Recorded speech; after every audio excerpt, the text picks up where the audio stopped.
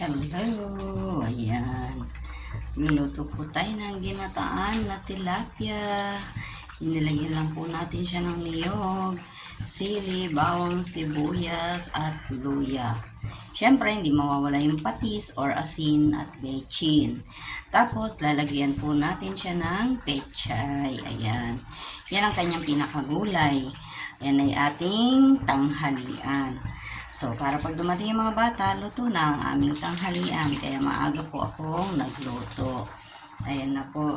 Marami po yung pechay na aking nilalagay kasi gulay is the best. So, yan.